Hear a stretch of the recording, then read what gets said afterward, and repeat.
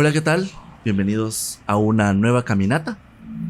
En esta ocasión nos encontramos en el inicio de la carretera que nos lleva a San Marcos para visitar el histórico barrio San Jacinto de San Salvador. Específicamente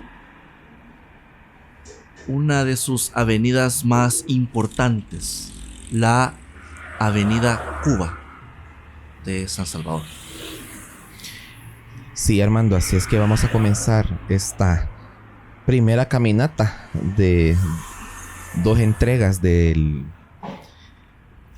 este pueblo, de este asentamiento que lastimosamente se le fue arrebatada su identidad propia como pueblo y como ciudad, y que ya a través de los años ya nunca más regresó a tener un título propio como ciudad.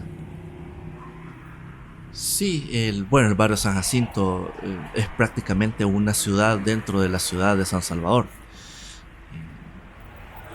De hecho, el comercio es muy vibrante aquí en esta zona, muy variado, y hay una cantidad de instituciones interesantes que están instaladas en esta zona del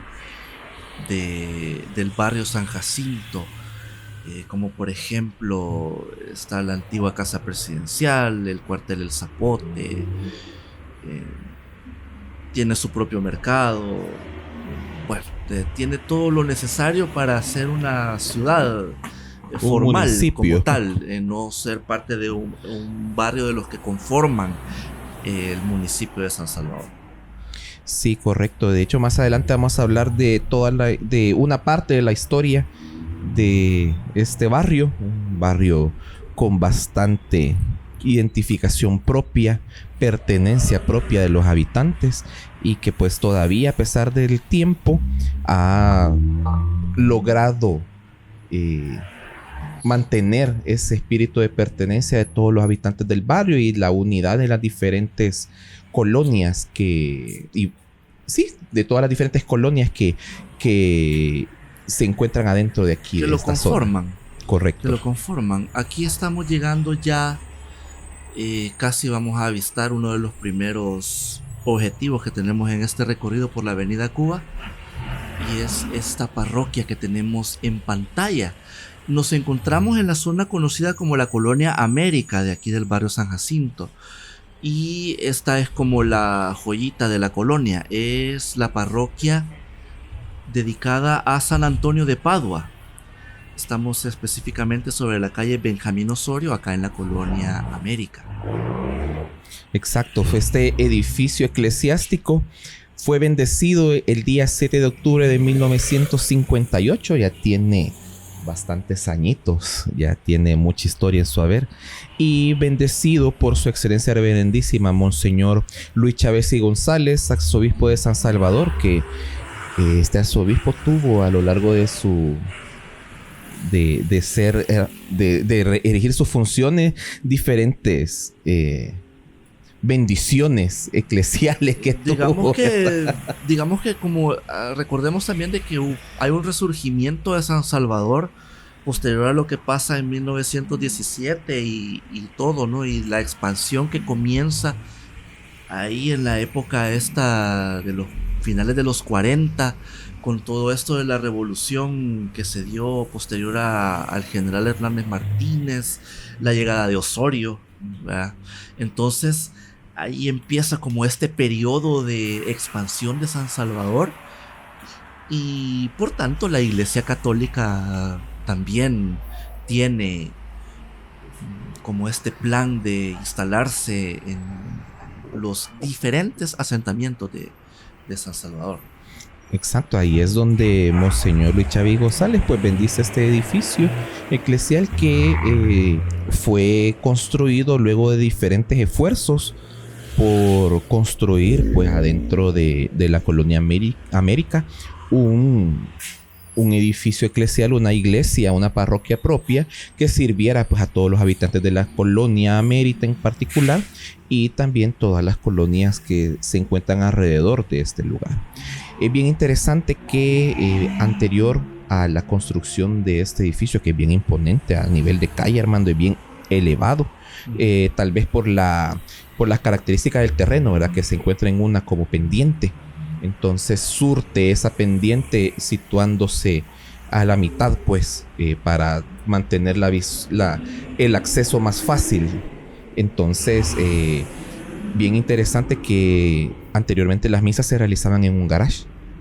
Los servicios religiosos ahí lo brindaban. Así es que ya con la construcción de este edificio, ahí es donde ya tienen un asentamiento propio y pues fue dedicado a San Antonio de Padua. En realidad es una parroquia de referencia de acá en el barrio, en la zona del barrio, es muy conocida.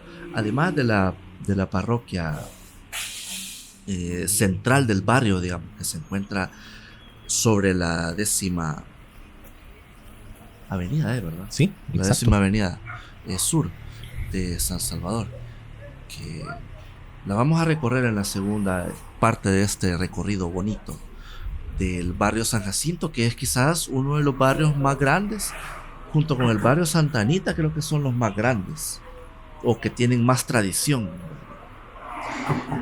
Y con San Miguelito también, vea que es uno de los barrios con bastante extensión. El barrio La Vega, que es un poco más pequeño, y que es aledaño al barrio San Jacinto. El barrio La Vega es donde se encuentra, bueno, también está el barrio... donde está la iglesia de Candelaria también. Ahí está el barrio Candelaria, exacto. Entonces toda esta zona conforma de alguna manera como ya en conjunto, digamos, ya los podés como asociar con la zona de San Jacinto, aunque esta es como la zona del barrio que es como la más moderna o la más nueva. Como una de las últimas expansiones, podemos decir. Las últimas expansiones, y es la más cercana a el municipio contiguo a San Salvador, en esta zona sur, que es el municipio de San Marcos, que también está muy cerca. Sí, correcto. De hecho, donde iniciamos la caminata, estábamos quizás a un kilómetro quizás o menos del límite municipal. Correcto. Entre San Salvador y San Marcos. Así es que esta parte del barrio queda así como al ras al final de todo el municipio de San Salvador. Bueno, y aquí tenemos las tomas de otro lugar emblemático adentro del municipio, perdón, del barrio, que es el Colegio Bautista de San Salvador. Este colegio de bastante tradición aquí en el país. Tiene 2 sedes, de hecho. En una caminata que realizamos en la Avenida Independencia en la ciudad de Santa Ana, conocimos la fachada principal de este colegio, y que bien grande, prácticamente utiliza toda la manzana. Ahí es donde se funda, y tiene una historia bien interesante y afiliada con las misiones de las congregaciones de las iglesias bautistas provenientes de Estados Unidos. Alrededor de 1893, ahí es donde nace la misión centroamericana, bajo la sombría de la primera iglesia congregacional de Dallas, en Texas. A partir de ahí ellos empiezan una misión, podemos decir religiosa, una misión evangélica, digamos, exacto, enfocada pues a la enseñanza de la fe, de esta rama del cristianismo. Aquí es en donde para 1910 deciden expandir la misión evangélica hasta El Salvador, y fundan la primera iglesia bautista en el centro de la capital, alrededor de la segunda avenida sur, en el número 24 de esta avenida. Así es que quedaba exactamente en el centro de San Salvador. Asumimos que probablemente estaba muy cerca de donde ahora está el Cine Apolo. Por ahí, probablemente. Tal vez por los números, ¿verdad? Ha de ser en esa zona. Probablemente, pero bueno, ahí inicia, y posteriormente nace la obra religiosa en Santa Ana y por tanto la llegada del colegio bautista a esa zona occidental de El Salvador.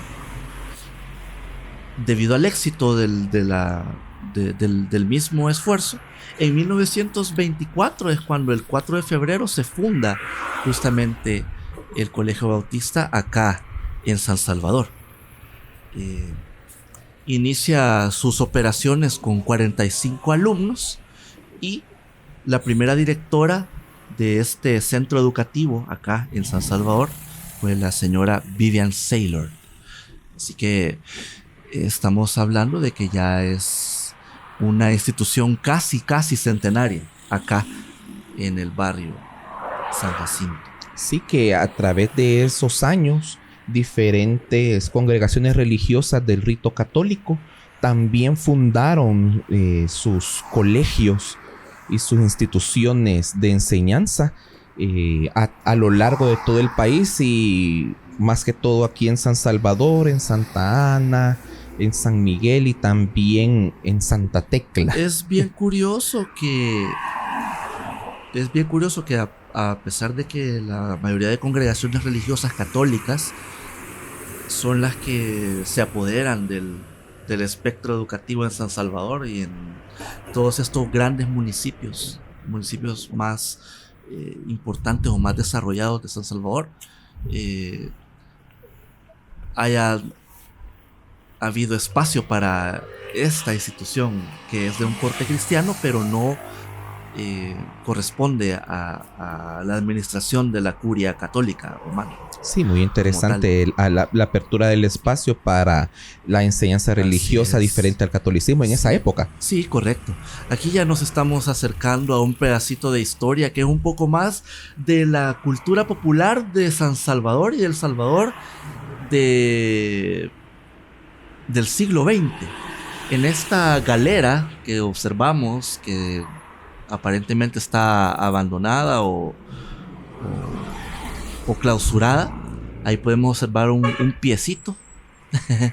Allí era la fábrica y bodegas de Industrias Balco de El Salvador, que era esta empresa que se dedicaba a la elaboración de la famosa, conocida, mítica, legendaria y creo que recordada por muchísimos salvadoreños y utilizada a la fecha, pero con otras marcas, la famosa Gina Balco. La Gina. La Gina. Exacto. Es bien interesante que ese concepto de calzado nace allá en Oriente. Es originario de Japón. Y a raíz de el éxito ahí, pues, en esas tierras niponas, en diferentes partes del mundo, la gina o sandalia, que tradicionalmente es una suela de diferente material, con un agarre o que sostiene con una tira en forma de V o de Y, para meterse entre el dedo gordo y el siguiente dedito del pie. En diferentes lugares es bien mencionada o bien conocida con diferentes denominaciones. Podemos decir que en Estados Unidos se le denominan los flip-flops, en México y en Perú como las sayonaras, las ojotas en el sur, en República Dominicana los metedeos, y así, diferentes nombres que se le dan a esta solución de calzado de bajo costo y que es realizada con diferentes materiales. Exacto. Para el caso del país, Industria Balco decide realizar la confección de este calzado con una especie de goma. Sí, eso es de goma o de hule. De hule, exacto. Es de goma o de hule y bueno, en su color característico, ¿verdad? Que verde, azul y por ahí recuerdo que habían de color rojo. Y en El Salvador particularmente, Balco las elaboraba más, parecía como un caite. Correcto. Como un caite, en lugar de parecer el flip-flop normal donde vos metes el dedo, ¿verdad? para el agarre, era como había una que tenía la forma de un kite, ¿no? Que te agarraba de atrás el talón y el pie te lo ponía entre dos tiras entrecruzadas en forma de X, ¿verdad? Correcto. Y ya vos metías el pie.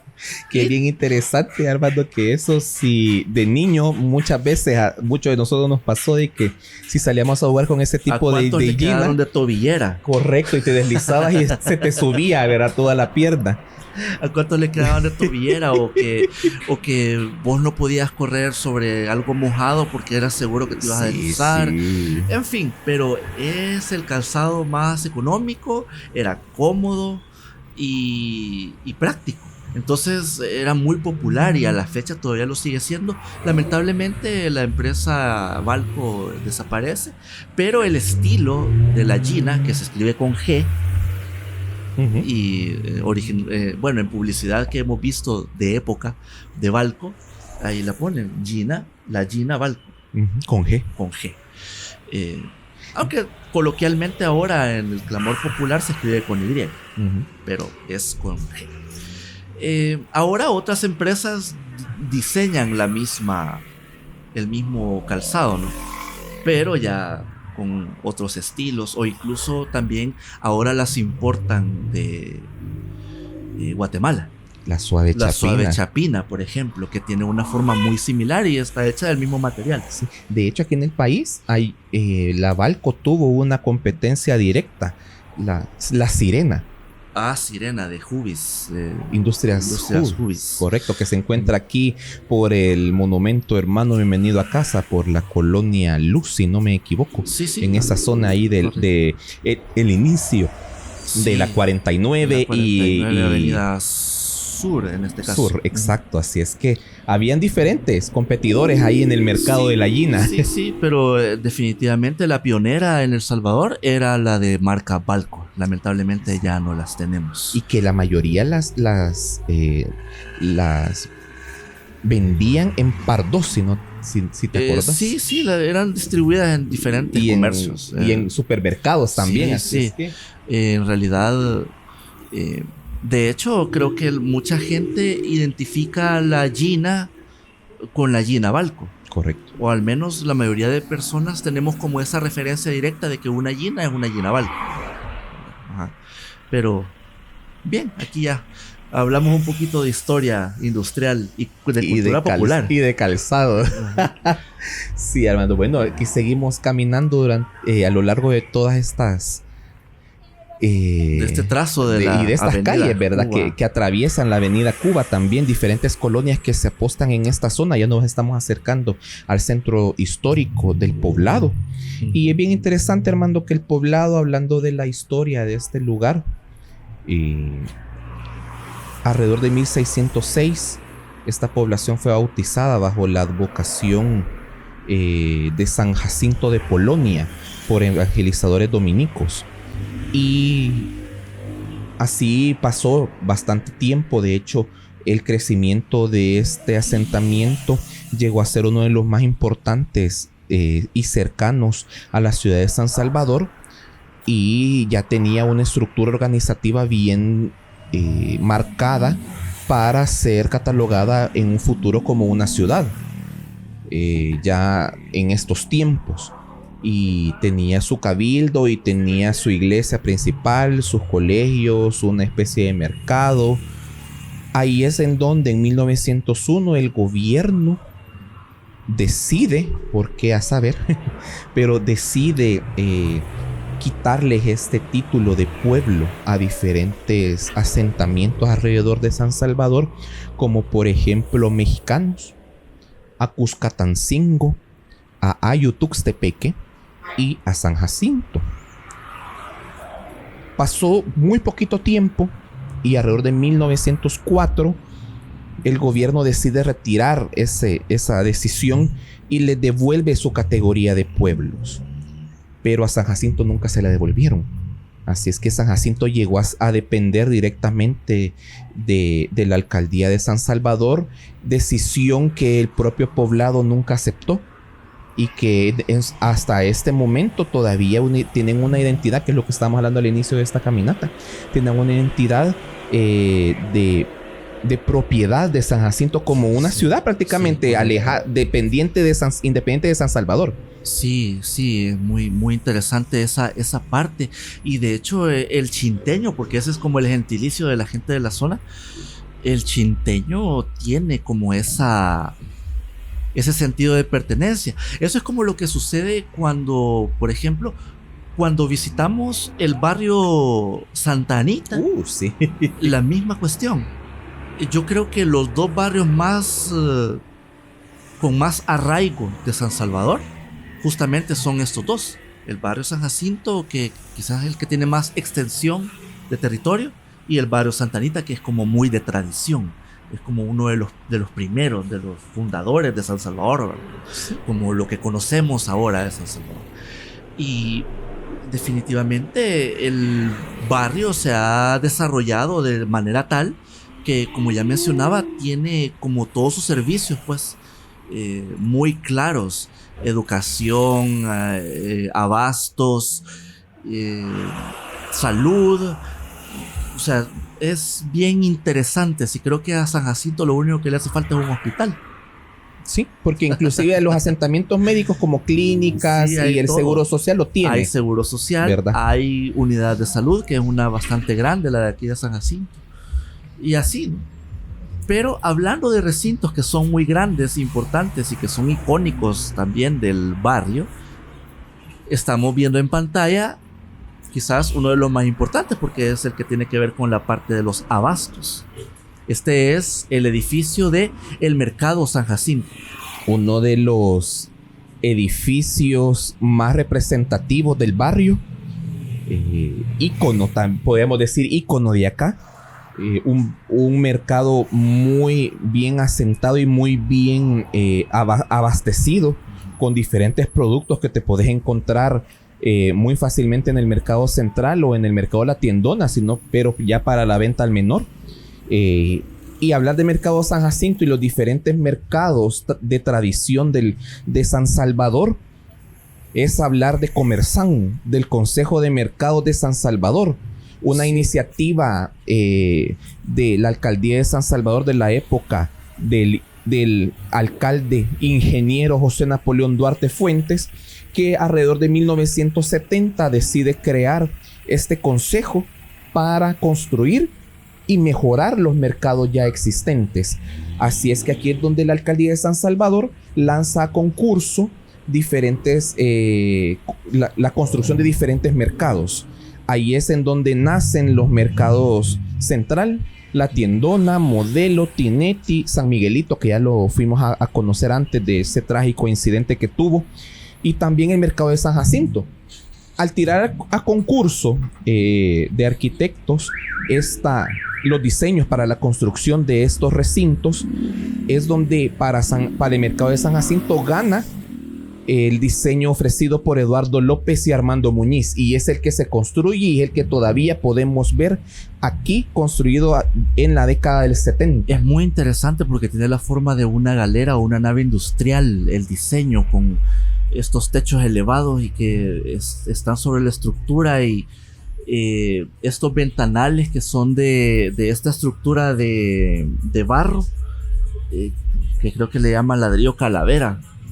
Algo así, que son como caladitos. Son calados, sí, correcto. Que justamente permiten la entrada de aire y de luz de alguna manera. Estos techos de duralita con esta lámina que es también translúcida, que era una innovación de la época también. Sí, cuando se empiezan a utilizar los plásticos como parte de soluciones de construcción. Correcto, y también la plasticidad que le daba el concreto luego de las novedades que trajeron los arquitectos importados de Europa. Ahí es donde se da el conocimiento de la plasticidad del concreto armado. Uh-huh. Y ahí es donde tenemos diferentes construcciones como esta, de techos sostenidos por columnas delgadas y altas que permiten el paso de luz y el paso del aire. Es muy, muy, muy interesante. Aquí en esta zona del mercado también estamos, bueno, cerquísima de dos instituciones que tienen historia por diferentes motivos. Eh, ya casi lo vamos a tener en pantalla. Aquí tenemos esta toma general de la extensión del mercado San Miguelito, San Jacinto, que como podemos ver es bastante largo. El mercado es largo, no es ancho o cuadrado, Ajá. pero es largo. Es como angosto. Como angosto, pero es muy bonito. Visítelo. Para usted que vive cerca o que quiere conocer sobre los mercados, visítelo, es muy muy bonito. Venga, Y tiene buena oferta. Bien, en pantalla tenemos este pedacito de historia. Es la escuela de Santa Catalina, el Centro Escolar Católico Santa Catalina. Esta escuela que en su momento, bueno, atendía a niñas, parvularia y primaria, y que se convierte junto con el edificio Darío, el edificio Rubén Darío, sobre la calle Rubén Darío, el edificio Pacífico, el Gran Hotel San Salvador, el edificio Dueñas. Esta escuela se convierte también en ícono de esta tragedia nacional, porque durante el terremoto de octubre de 1986, en este lugar lamentablemente fallecen 41 niñas y un niño cuando se desploma la pared de la fachada de la escuela. Así que definitivamente este lugar tiene como la pérdida más sensible, ¿no? Porque son estas vidas que estaban apenas iniciando en este mundo. Actualmente en la institución los conocen como los 42 ángeles de la escuela Santa Catalina. Sí, de hecho, la tragedia sucede en esta acera que estamos caminando ahorita. Sí, correcto. Al suceder el terremoto del 10 de octubre de 1986, cercano al mediodía, 10 minutos antes de las 12 de mediodía, a esa hora ya se estaban retirando las niñas de sus actividades escolares. Entonces me imagino que al esperar algún tipo de transporte o algún familiar para venirlas a traer, fue de que sucede el terremoto, y con el desplome de la fachada, pues ahí es donde ellas pierden la vida. Cada 10 de octubre o días cercanos al 10 de octubre, el Colegio Santa Catalina realiza diferentes actividades en recuerdo de estas pequeñas personitas que fallecieron en este trágico incidente. Realizan diferentes murales conmemorativos adentro de la iglesia y una misa general de todo el colegio en la iglesia principal de San Jacinto, en donde es pues en honor a todas las víctimas de ese fatídico terremoto que sucedió, y en especial a esos 42 seres que perdieron la vida. Así es. Bien, como les mencionaba, en esta zona hay bastante historia. En pantalla tenemos en toda esta cuadra lo que ahora se conoce como el Hogar del Niño San Vicente de Paúl, que es este albergue infantil que tiene una historia y que data de principios de finales del siglo XIX. Sí, Armando. De hecho, las Hijas de la Caridad fueron fundadas por San Vicente de Paúl allá en el siglo XVII para atender a los niños que dejaban abandonados en las iglesias de París. Esa orden religiosa viaja alrededor del mundo, pues, y también vienen aquí a El Salvador, y ellas también empiezan su misión atendiendo huérfanos de aquí de San Salvador, diferentes niños que dejaban abandonados en las iglesias, en las calles, o incluso niños huérfanos que sus madres fallecían adentro de los hospitales de San Salvador. Pues ellas se hacían cargo de la crianza y la manutención de estos pequeños. Aquí es dentro del hospicio de huérfanos se funda el Hogar de Niños. Y luego de la fundación, podemos decir, aunque no tenían una sede propia, gracias a las gestiones de Sor Julia Nocet, Ahí es donde ella solicita la ayuda a la primera dama de la República, doña Sara de Saldívar, para el establecimiento oficial de un hogar de niños propio, alejado del hospicio de huérfanos. Y pues gracias a la figura de Sara de Saldívar y a la asistencia del obispo de San Salvador, Monseñor José Luis Cárcamo, es donde ya oficialmente se tiene ya la fundación y la preparación para el traslado de este hogar. Aquí es donde, gracias a diferentes donativos, se logra adquirir la finca Las Maravillas en el barrio San Jacinto y se construye en el lugar el nuevo hogar de niños, que es el que vemos aquí en pantalla y el que por largos años hemos visto sí, pues en el barrio. Pues desde, digamos que ya quizás tendrá un siglo ya, más de un siglo, sí, de estar en la ubicación que conocemos y que por supuesto ha ido teniendo modificaciones. De hecho, los terremotos de 1986, Omar, dañan también la estructura original del hogar.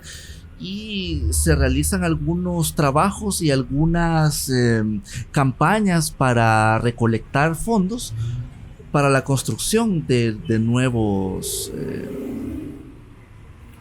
instalaciones o mejoras a las instalaciones. Y es ahí donde entra también la parte gubernamental. En 1993, el hogar de niños San Vicente de Paúl se convierte en una dependencia del Instituto de Protección al Menor, y se inician estos trabajos de ampliación en donde se construyen estas alas que son las que hemos visto justamente en pantalla, muy moderno por cierto, y pues toda esta inauguración la realiza el presidente de la República de aquel entonces, el licenciado Alfredo Félix Cristiani Burkhardt, junto a su esposa Margarita Lach de Cristiani. Así es que bueno, con este cortito recorrido damos por finalizada esta caminata por este icónico barrio con identidad propia dentro de San Salvador. Así es, no olviden visitar la segunda parte de este recorrido que vamos a publicar muy pronto. Esto ha sido la Avenida Cuba de San Salvador, en el barrio San Jacinto. Y gracias por vernos. No olviden suscribirse, darle al botón de la campanita de notificaciones para que siempre estén pendientes de nuestras publicaciones. Y saludos a todos los chinteños. Así es. Nos vemos hasta la próxima.